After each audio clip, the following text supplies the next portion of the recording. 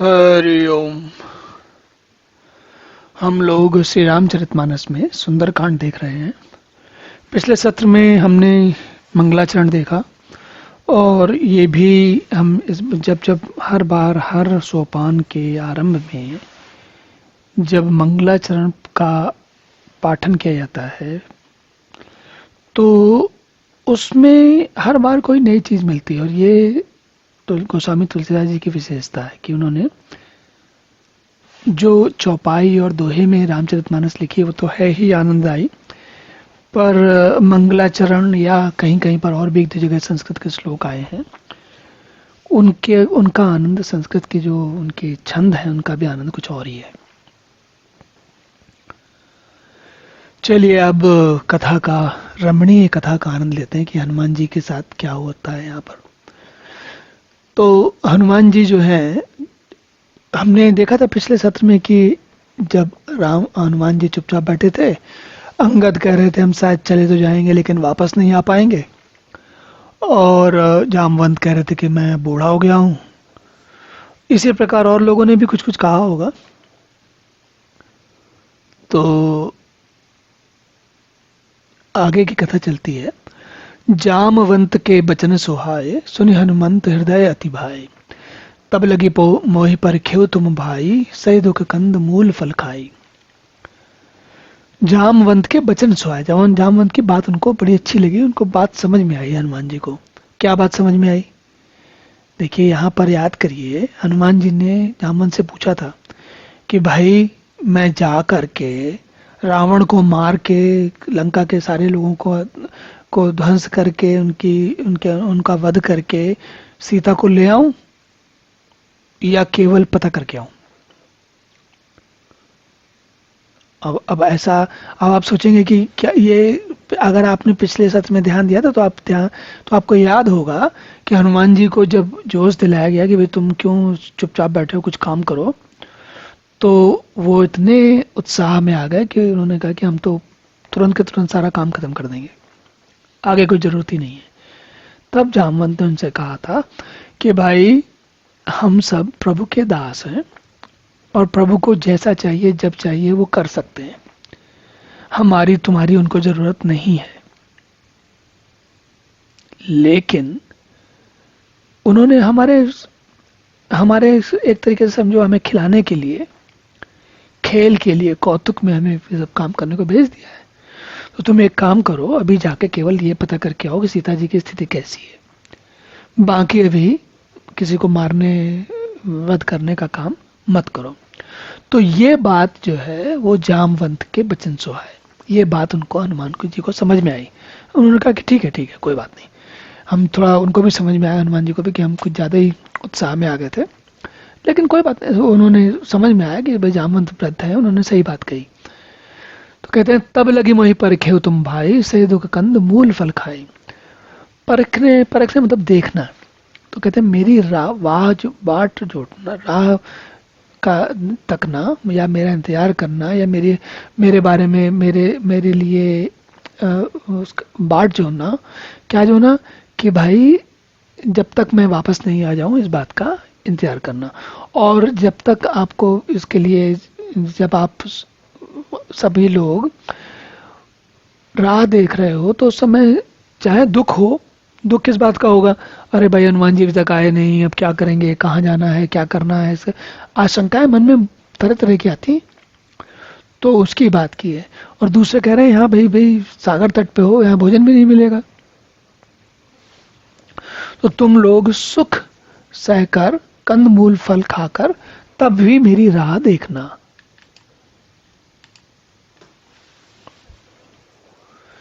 जब लगे आवों से तही देखी, हुई है काज मोहि हरस बिसेखी। यह कही नाय सबन कहु माता, चले वो हरस हैं तेरे रघुनाथा।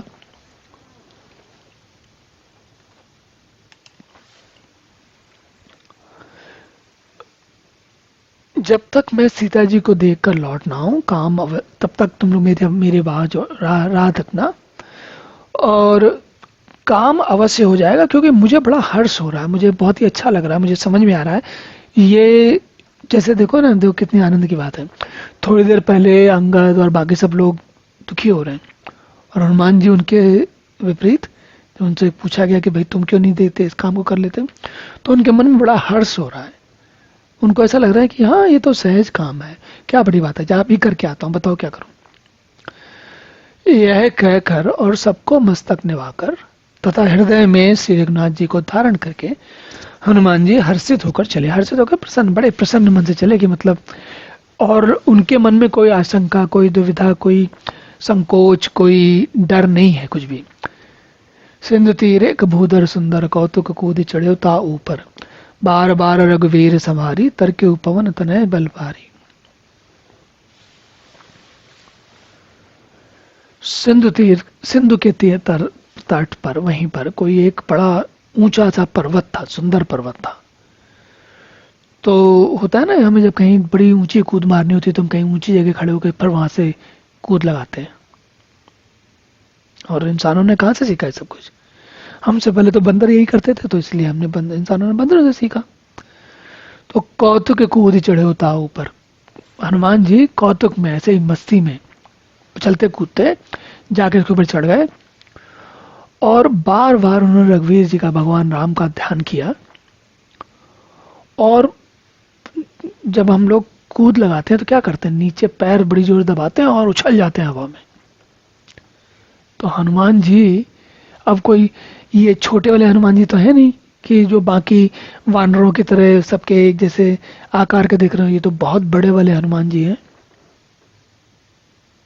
और इतने बड़े वाले हनुमान जी जब किसी पर्वत पे चढ़ जाएंगे, उसके ऊपर खड़े होकर कूदेंगे तो क्या होगा? हुआ क्या कि वो पर्वत जैसा भी रहा होगा, अलग अलग प्रकार की पर्वतों की शिलाएं होती हैं, मिट्टी होती है, कुछ की भुरभुरी होती है। शायद ऐसा हो सकता है कि जब वो बड़ी जोर से उसके ऊपर से कूदे तो सारी मिट्टी अंदर के अंदर वो चली गई।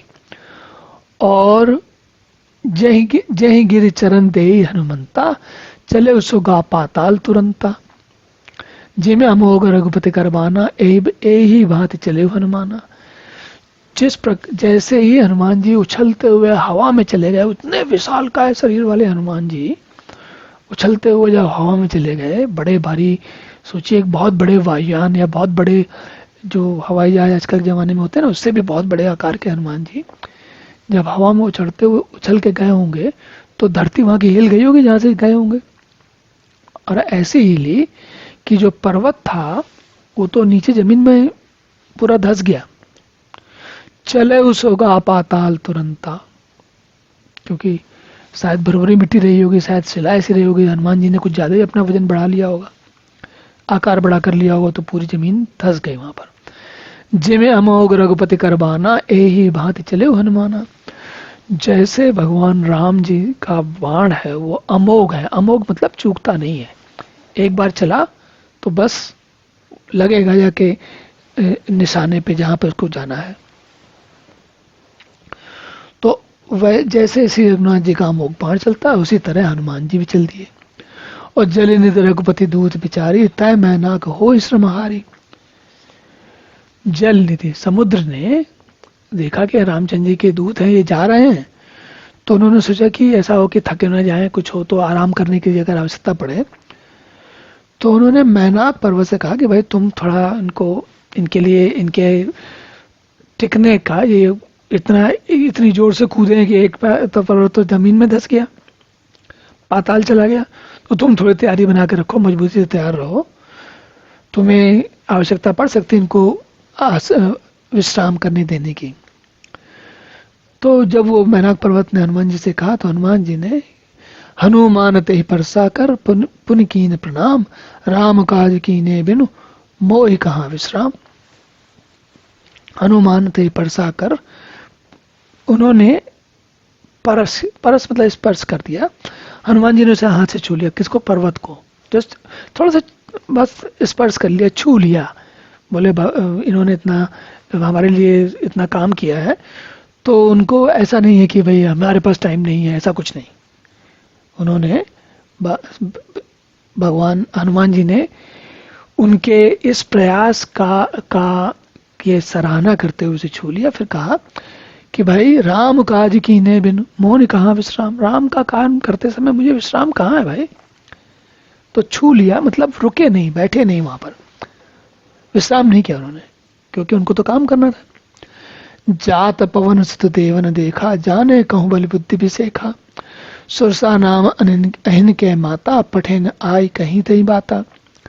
देवताओं ने, अब देखिए देवता लोग भी जो है हमारे बड़े हमेशा आशंकित रहते हैं तो भले लोग, लेकिन आशंकित बहुत रहते हैं। कैसे आशंकित रहते हैं? तो जात पवन सुत देवन देखा, पावन से को जाते हुए जब देवताओं ने देखा तो उन्होंने सोचा कि ये देखें कि सही ये जिस काम के लिए जा रहे हैं बल बुद्धि इनके पास, हनुमान जी के पास कैसी है, थोड़ा समझा जाए जरा इसको। होता है ना, हम लोग परीक्षण करते हैं, टेस्ट करते हैं। अरे भाई किसी को काम के लिए भेजा तो दूसरे लोग कहते हैं कि जरा टेस्ट करके आओ कि काम कर पाओगे कि नहीं कर पाओगे। तो वैसे ही परीक्षण के लिए उन्होंने क्या किया, सुरसा नामक सर्पों की माता को भेजा। उसने आके हनुमान जी से क्या की, हनुमान जी के पास सुरसा को भेजा उन्होंने।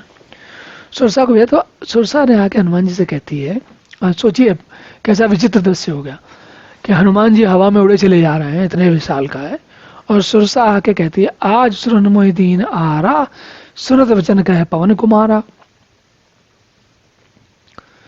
राम काज कर फिर मैं आवा, सीता कहे सुधी प्रभु ही सुनाओ। तो वो कह रही है कि देवताओं ने मुझे काम आज अच्छा भोजन दिया है, तो मैं तुम्हारा भोजन करके अपनी भूख मिटाऊंगी। होता ना कि जैसे जैसे हनुमान जी इतने विशाल आकार के सब कुछ हैं, तो भाई अब उनसे भी बड़ा कोई आ गया, तो वो कह रहे कि हम तुम्हें खाएंगे। उनकी बात सुनकर सुनत वचन कहे पवन कुमारा, राम काज कर फिर मैं आवाऊं, सीता कहे सुधी प्रभु ही सुनाऊं। वो कहने लगे, भाई मैं राम के कार्य से जा रहा हूं, आता हूं, सीता की सुधी बता दूं, उसके बाद तुम्हारे पास आ जाऊंगा, तुमको जो कुछ करना कर लेना। तब पैदा बदन पैठियों आई, सत्य कहो मैं जान दे माई, कवने में जतन दे ही नहीं जाना, ग्रस न मोही कहे हुए न माना। तो कहने लगे, हनुमान जी कहने लगे कि भाई मैं वो भगवान राम की सीता जी की सुधि लेके उनके बारे में पता करके भगवान राम को बता के मैं खुद आके तुम्हारे मुंह में घुस जाऊंगा। मतलब उनको वचन दिया, बात कही, उन्होंने कहा, प्रॉमिस किया। तो कहते हैं, हे माता मैं सत्य कहता हूँ, मुझे जाने दो, मेरा अपना काम करने दो, बाद में तुम्हारा आहार बन जाऊंगा मैं, कोई बात नहीं।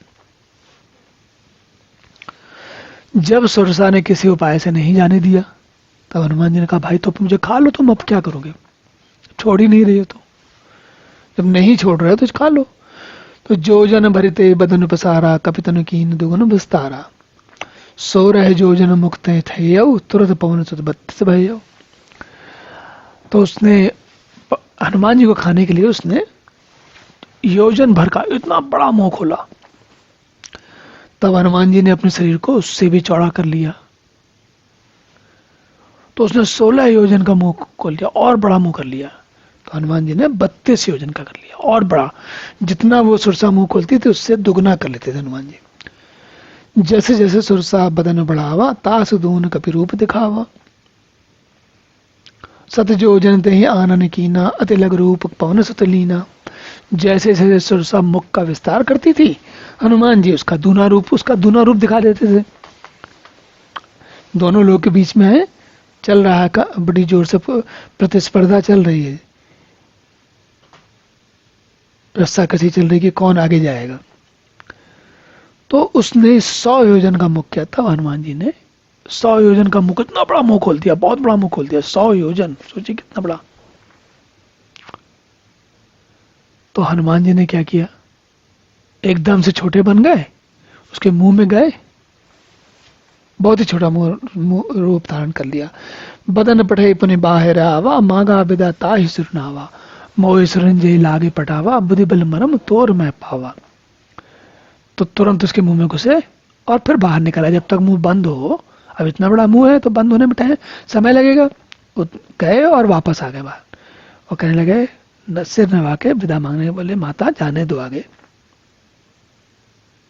तो सुरसा कहती है, मैंने तुम्हारी बल और बुद्धि का भेद पा लिया, मुझे देवताओं ने इसी काम के लिए भेजा था। राम काज सब करियो, तुम बल बुद्धि निदान, आशीष दे कही सो हर से चले हो हनुमान। तो देवताओं ने जिस काम से उनको भेजा था वो उनके ऊपर सही लग गई। कहने लगे तो भगवान राम ने तुमको जिस काम से भेजा है तुम ठीक ठीक कर पाओगे, और आशीष दिया, उन्होंने उनको आशीर्वाद दिया और चली गई। निश्चर एक सिंधु मारय करे माया नभ के खग कहिए, जीव जंतु जे गगन उड़ाही जल बिलोक तिन कै पर जाई। अब हनुमान जी आगे चले, देखिए कैसी कैसी समस्याएं आती हैं। हनुमान जी जब आगे चले तो निश्चर एक सिंधु में रही, उसी सागर में एक ऐसा निश्चर भी था, ऐसी राक्षसी रहती थी जो माया करके, माया क्या करती थी, आकाश में जो पक्षी उड़ते थे, माया करके आकाश में उड़ते हुए पक्षियों को पकड़ लेती थी। कैसे? आकाश में जो जीव जंतु उड़ा करते थे, जल में उनकी परछाई दिखती थी उसको, और परछाई देख के उनको पकड़ लेती तुरंत। और क्या करती थी वो, गाय छा सक सो न उड़ाई, ए विधि सदा गगन चर खाई, सोई चल हनुमान कहे की ना, तास कपट कपे तुरत ही चीना। तो वो जितने पक्षी ऊपर से जाते रहते थे, पक्षी को नहीं पकड़ती थी, उसकी छाया को, परछाई को, पानी में जो पड़ती थी उसको पकड़ लेती थी। अब उसकी माया देखिए कैसी विचित्र थी कि परछाई पकड़ती थी और आदमी पक्षी पकड़ में आ जाता था। जैसे आज के समय में क्या होता है, जब जो उसमें जब कभी युद्ध होते हैं तो उसमें हवाई जहाज, जो हवाई युद्ध होता है ना, तो उसमें हवाई जहाज जाते हैं। हवाई जहाज जब जा रहे होते हैं, बहुत ऊपर उड़ रहे होते हैं, बड़ी तेज उड़ रहे होते हैं, तो दूसरे हर सेना के पास ध्वनि के राडार होते हैं, जिससे वो कहाँ हवाई जहाज उड़ रहा है वो यहाँ पर पकड़ लेते हैं। ऐसे ही लगता है इस राक्षसी के पास भी कोई राडार था। तो उसने सोई छल हनुमान कहे की ना, तास कपट कपट तुरत ही चीना। जब उसने वही छल हनुमान से किया तो हनुमान जी ने क्या किया, हनुमान जी ने तुरंत उसका कपट पहचान लिया। चलिए देखिए कपट पहचानने के बाद उन्होंने क्या किया, ताहि मार मारुत सुधबीरा, बारिद पार गयो मति धीरा, तहाँ जाय देखी बन शोभा, गुंजत चंच रीख मधुलोभा। तो उसे पवन पुत्र धीर पुत्र भवीर हनुमान जी ने उसको मार दिया। कैसे मारा, तो जो उसका जो राडार था, पहले राडार बंद कर दिया, उसे मार दिया, राडार में बम लगा दिया, या जो भी उन्होंने किया होगा हनुमान जी ने। हनुमान जी को बम लगाने की जरूरत क्या हो, जितने पर्वताकार के हैं, जिस चीज को छू दे वही टूट जाए। तो उन्होंने क्या किया कि उसको मार दिया, उसका राडार खत्म कर दिया, उसके जो छाया का कपट था, छल का कपट था, जो परछाई का कपट था, वो खत्म कर दिया और समुद्र मार के ले गए। वहां जाकर फिर पहुंच गए, कहाँ पहुंच गए, समुद्र के पार, मतलब श्रीलंका में, लंका जी में पहुंच गए। वहां पहुंचे तो उन्होंने वन की शोभा देखी, बड़ी सुंदर शोभा थी। मधु पुष्प रस के लोभ से बोहरे गुंजार कर रहे थे, ताना तरुफ फल फूल सोहाए, खगमग बंद बूंद देखी मन बाए, शैल विशाल देखिए आगे, तापर धाय चढ़े हुए जाते आगे। अनेक प्रकार के वृक्ष फल फूल से शोभित हैं, पक्षी और पशुओं के समूह को देखकर तो मन बहुत प्रसन्न हुए। सामने एक विशाल पर्वत देखकर हनुमान जी भय त्याग कर उस पर दौड़कर जा चढ़े। ये देखिए हनुमान जी हैं, शरीर में इतना उत्साह है, शरीर सशक्त है, बहुत ही बलवान है, और हनुमान जी राम भगवान के भक्त हैं और बड़े ही सरल हृदय हैं। तो सरल हृदय वाले काम करते हैं, राजनीति नहीं करते हनुमान जी। उमा न कछु कपिकै अधिकाई, प्रभु प्रताप जो काल ही खाई, गिर पर चढ़ी लंका तहीं देखी, कहीं न जाती अति दुर्ग विसेखी। तो शिव जी कहते हैं, उमा जी, हे उमा, इसमें वानर हनुमान की कोई बहुत बड़ाई नहीं है कि वो क्या कुछ भी कर ले रहे हैं। ये सब तो प्रभु का प्रताप है, जो कि काल को भी खा जाता है। काल मतलब जो जिसको रोकने का किसी के पास कोई अवसर नहीं है। प्रभु जो चाहते हैं वैसे ही होता है। पर्वत पर चढ़कर उन्होंने गिर पर चढ़ी लंका तहीं देखी, जाकर उन्होंने लंका देखी। बहुत ही बड़ा किला है और कुछ कहा नहीं जाता, इतना बड़ा किला है। अति उत्तंग जलनिधि चौपासा, कनक कोट कर परम प्रकाशा। एक अत्यंत ऊंचा किला है, बहुत ऊंचा नगर है, उसके चारों ओर समुद्र है। सोने के परकोटे का परम प्रकाश हो रहा है। सोने के परकोटे इतना कहते हैं ना कि रावण ने, ये लंका में कुबेर रहते थे, कुबेर धन के स्वामी, तो उनके पास तो धन की कोई कमी थी नहीं, बहुत सोना था। तो जो सोने के परकोटे, जो चार दीवारी है, वो भी, जो दीवार है वो भी सोने की। ये स्थिति है लंका के, रावण के महल, रावण की लंका के महल की। कनक कोट विचित्र मणिकृंत सुंदर रायतना घना, चौहट्ट हट्ट सुबट्ट भीति चारुपुर बहुविधि बना, गजबाज खच्चर निकर पदचर रथ बरूथन को गने, बहुरूप निश्चर जूत अति बल सेन बरनत नहीं बने। विचित्र मणियों से जड़ा हुआ सोने का परकोटा है, उसके अंदर बहुत से सुंदर सुंदर घर हैं, और चौराहे हैं, बाजार हैं, हाट हैं, सुभट्ट अच्छी अच्छी गलियां हैं, बीथियां हैं, और सुंदर नगर हर प्रकार से सजा हुआ है। और गज हाथी, घोड़े, खच्चर और पैदल और रथों के समूह सब कितने सारे हैं कि समझ में नहीं आ रहा, बहुत सारे लोग हैं। अनेक रूपों के राक्षसों के दल हैं, और उनकी जो अत्यंत बलवती सेना है, उसका इतनी बड़ी सेना है कि उसका वर्णन भी नहीं करते बनता है। बन बाग उपवन बाटिका सरकूप बापी सोहई, नरनाग सुर गंधर्व कन्या रूप मुनि मन मोहई, कौमाल देह विशाल शैल समान, अतिबल गर्जही नाना अखारन बिरही बहुविधि एक एक अंतर जही। तो वन, बाग, उपवन, बाटिका, सर, कूप, पापी, इतने नाना प्रकार की हैं, सब एक से एक सुंदर बनी हुई। नर, नाग, सुंदर, गंधर्व, कन्या रूप, ये सब मन को मोह देते हैं, सब ऐसे ऐसे सुंदर दृश्य हैं। और कहूँ माल देह विशाल शैल समान, अतिबल गर्जही, कहीं कहीं पर पर्वत के माल देह विशाल, पर्वत जैसे विशाल शरीर वाले बड़े ही बलवान मल पहलवान गरज रहे हैं। वे अनेकों अखाड़ों में बहुत प्रकार से भिड़ते हैं और एक दूसरे को ललकारते हैं। तो ये पहलवान लोग होते हैं जो पहलवानी की तैयारी करते रहते हैं, ये उन्हीं की बात हो रही है।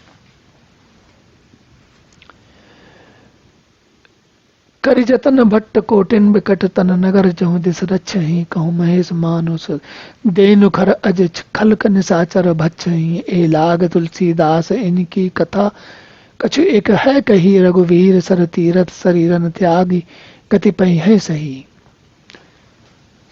तो भयंकर शरीर वाले करोड़ों योद्धा यत्न करके बड़ी सावधानी से नगर की चारों दिशाओं में रखवाली कर रहे हैं, और कहीं दुष्ट राक्षस भैंसों, मनुष्यों, गायों, गधों, बकरों को खा रहे हैं, सबका भक्षण चल रहा है। ऐसे लोग हैं कि जो कुछ भी खा जाते हैं। और तुलसीदास जी ने इनकी कथा इसलिए थोड़ी सी कही है, ए लाग तुलसीदास इनकी कथा कछु एक है कही, थोड़ी सी कही, ज्यादा नहीं कही। रघुवीर सर तीरथ शरीरन त्याग गति पई है सही, क्योंकि तुलसीदास जी कहते हैं कि ये तो संभव है, ये तो पक्का ही है कि भगवान राम के का जब जब जब इनके ऊपर यहाँ सब आक्रमण करेंगे तो सबको एक जैसी गति मिल जाएगी, अच्छी गति, सबको अच्छी गति मिल जाएगी भगवान के कृपा से।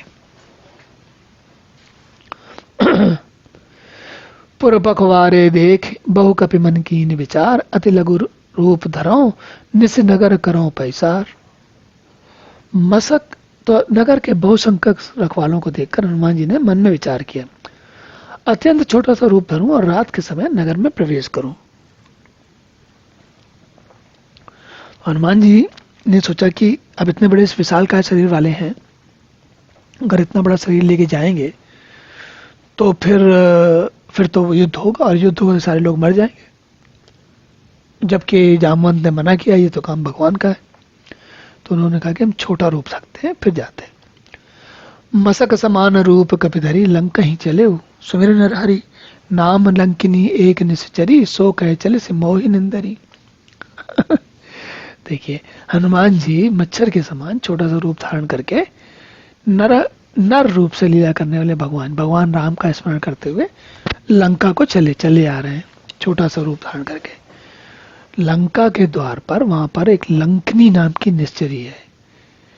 इसका बड़ा अच्छा सा जो इस बात को वाल्मीकि जी ने बड़े अच्छे तरीके से समझाया। वो क्या कहते हैं कि लंकिनी जो है वो जैसे तुलसीदास जी लिख रहे हैं, लंकनी नाम की एक राक्षसी है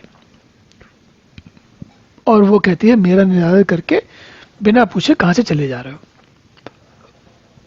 जबकि वाल्मीकि जी क्या लिखते हैं, वो कहते हैं कि लंकिनी राक्षसी नहीं, लंकिनी जो है पूरी लंका वो लंकिनी है। तो वहां की धरती लंकिनी है और वहां की हवा लंकिनी है। तो जैसे हम लोग यहाँ आज के ज़माने में देखते हैं ना, नेटवर्क होता है।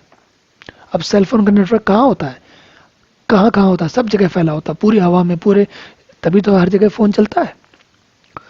तो उसी तरीके से लंकनी का नेटवर्क है, या यूं कहें कि लंका जो है लंकिनी, वो पूरी लंका के लिए कह रहे हैं, पूरी की पूरी लंका के लिए कह रहे हैं। खैर चलिए अब देखते हैं कि तुलसीदास जी क्या कहते हैं। जाने हूं नहीं मरुम सठ मोरा, मोर आहार जहां लगी चोरा, मुठका एक महाकपिहनी, रुधिर भमत बमत धरनी धनमनी। तो कहने लगी लंका क्या कहती है, लंका के नेटवर्क में, उनके राडार में, उनके जो उनका डिटेक्शन का नेटवर्क होगा उसमें तुरंत उसने पकड़ लिया। और पकड़ने के बाद उसने कहा कि तुम कहां छुप के भागे जा रहे हो चोरी से। दुनिया में, लंकनी कह रही है हनुमान जी से, दुनिया में जितने भी चोर हैं वो सब मेरे आहार हैं, मैं खा जाती हूँ सबको। तब महाकपि हनुमान जी ने उसे एक ऐसा घूंसा मारा कि वो खून की उल्टी उसके तुरंत होने लगी। क्या किया होगा सोचिए, अगर नेटवर्क होगा तो नेटवर्क को हैक कर लिया या उसमें कुछ ऐसा कर दिया कि नेटवर्क किसी काम का नहीं रह गया, नेटवर्क आउट ऑफ नेटवर्क हो गया सब कुछ। तो पुण्य संभार उठी सो लंका, जोरी पान कर विनय से शंका, जब रावण ही ब्रह्म बर दीना, चल दिव्रंच कहा मोय चीना। जब लंकनी फिर अपने को संभाल कर उठी और डर के मारे हाथ जोड़कर विनती करने लगी कि भाई अब वो तो पूरा उनका जो सुरक्षा जितना भी संगठन था पूरा तो हनुमान जी ने खराब कर दिया। तब उसने कहा, लंकिनी ने कहा कि ब्रह्मा ने जब वर दिया था सब कुछ सबको, तो मुझे राक्षसों के विनाश की पहचान बता दी थी। क्या कि जब ऐसा तुम्हारे साथ हो जाए कि कोई किसी कपि के मारने से, क्या मारे देखो, बिकल हो सी तय कपि के मारे, तब जाने से निश्चर संघारे, तात मोरे अति पुण्य बहुता, देखे उन्हें राम कर दूता। अब देखिए कितने आनंद की बात है। तो वो कह रही कि कभी ऐसा हो जाए कि किसी बंदर वानर के घूंसा मारने से, वो भी इतने छोटे वानर के घूंसा मारने से मुंह से खून निकल आए, तो समझ लेना कि अब राक्षसों के संहार का समय आ गया है।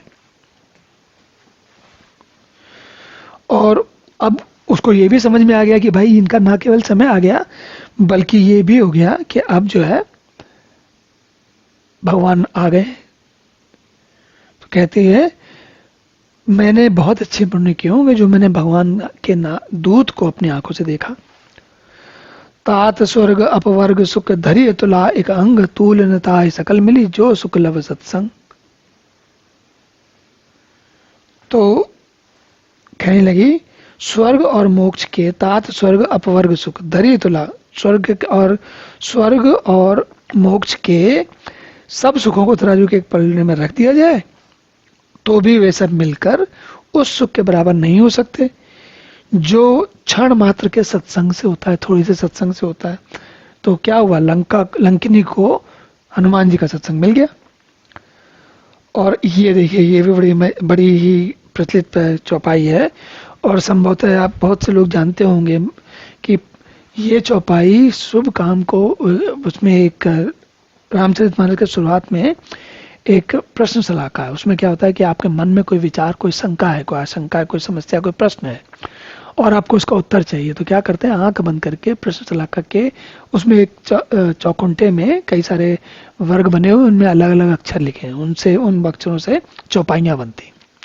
उन चौपाइयों से अगर किस अक्षर पे आंख बंद किए हुए आपने कोई पेन या पेंसिल लेके उसके ऊपर रखी, घुमाई और जहां रुकी, अगर किसी ऐसे अक्षर पे रुकी तो हर अक्षर से अलग अलग चौपाई बनती है। तो वो उनमें से एक चौपाई ये भी बनती, क्या बनती है, प्रगति नगर की जय सब काजा, हृदय राख कौशलपुर राजा। तो ये कह रहे हैं कि इतना सुंदर काम होने वाला है। क्या सुंदर काम होने वाला है कि लंका में राक्षसों का विध्वंस होने वाला है। तो कहने लगी कि अयोध्या के राजा राम को मन में ध्यान करते हुए आप आगे चली जाइए, लंकिनी हनुमान जी से कह रही हैं, और अपने सारे काम कीजिए, सब में सफलता मिलेगी आपको। कह रहे तुलसीदास जी कहते हैं जो ऐसा करता है उसके लिए विष भी अमृत हो जाता है, शत्रु मित्रता करने लगते हैं, और समुद्र गाय के खुर के बराबर छोटा सा रहता है, अग्नि में शीतलता आ जाती है। तो सब चीजें अपने अपने रूप बदल देती हैं। गरुण सुमेर रेणु समताही, राम कृपा कर चितवा जाही, अति लघु रूप धरे हनुमाना, पैठा नगर सुमिर भगवाना। हे गरुण जी को कौन कह रहे हैं? वो काकभूषण जी कह रहे हैं, कहानी कथा कह रहे हैं।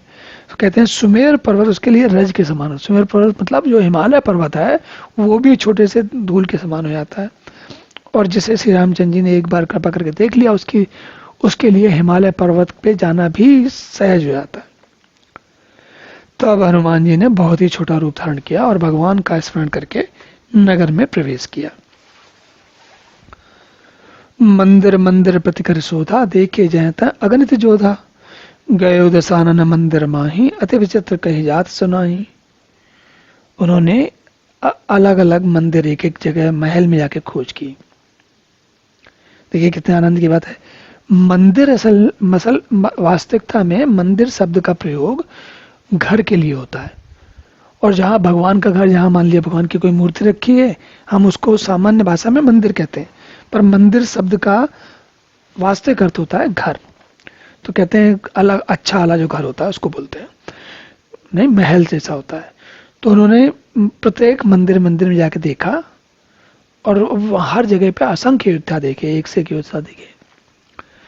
फिर वो रावण के महल में भी पहुंचे। उसका तो हाल अति विचित्र कही जात सुनाई। तो उसका तो हाल ही ऐसा था, इतना विचित्र था कि कहने लायक नहीं, समझ में नहीं आया क्या कहा जाए, उसके बारे में बताया जाए। तो अब ये स्थिति है, हनुमान जी वहां पर लंका में किसको क्या कर रहे हैं?